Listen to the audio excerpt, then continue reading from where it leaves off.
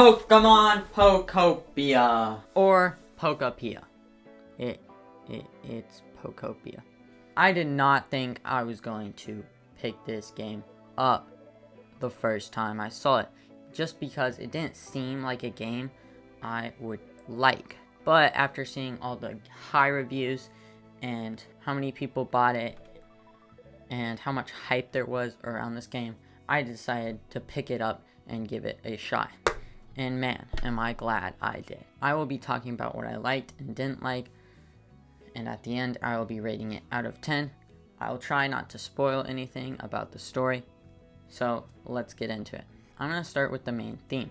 You are a Ditto and you meet the professor, which is just a really smart Pokemon. And apparently he has been there for a while without seeing any humans or Pokemon. But after you come, Pokemon start showing up again after building habitats. And habitats could just be anything from some tall grass to any assortment of random items. And there are so many habitats that they made a whole dex for them, the habitat dex. And with every habitat you build, different Pokemon can come from that habitat. And each Pokemon has their own ability, like build or generate.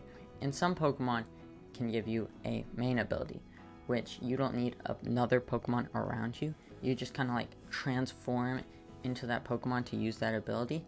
Like Hitmonchamp's ability is Punch, and you can use Punch to destroy terrain. And each Pokemon you get, like in every Pokemon game, fills out a spot in your Pokedex. And how you progress is by talking to Pokemon, which I don't really mind as much as I thought I would, because it kind of makes sense that you can talk to other Pokemon because you actually are a Pokemon. And while talking to Pokemon, you will find out what you have to do in that region to progress to the next region. A lot of the time, you'll just have to do little things like build more houses, light up the area more, things like that. And those things keep on stacking on each other.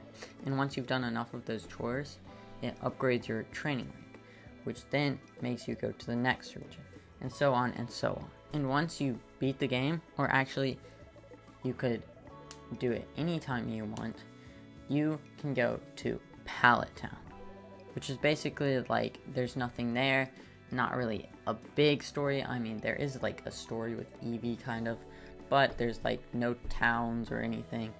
It's just like you have to build everything yourself. I really like all of these things in the main gameplay loop. Now let's get down to the smaller details, like the music. Oh my goodness, man, the soundtrack hit different. Let's just spend some time listening to it. No, no, no, no, no, no, no, whoa, whoa, whoa, whoa, no, no, no, whoa, whoa. Man, that's fire. I also really like the little animations, like climbing up a block or something. That just looks so satisfying, and the sound effects for those things. Now, one thing I found really annoying was that some Pokemon you talk to a whole lot, and the sound effects that those Pokemon make while talking are so annoying. It's just like, oh, please stop talking. Also, there is some items that you can get by looting Pokeballs or Golden Balls, or there's like this little shiny stuff in the water that you can dive in and collect an item or recipe for things. There's also some like memories from like when the humans were there, like pictures or notes or diaries or something like that.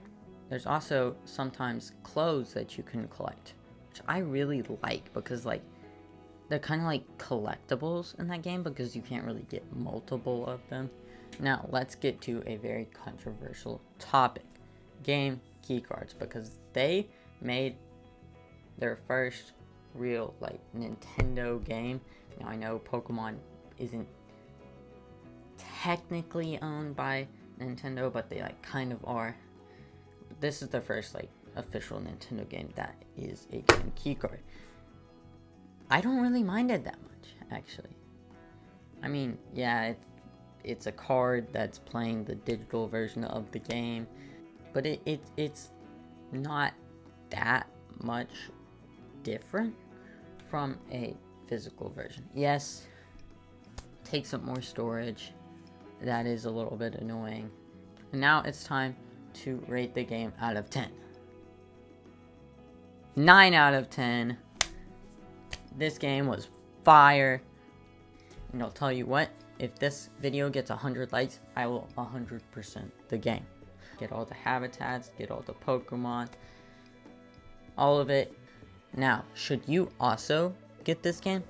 If you are a cozy game lover, then 100% get this game. I mean, it's kind of iffy if you don't already have the Switch 2, because then you have to buy the Switch 2 and the game.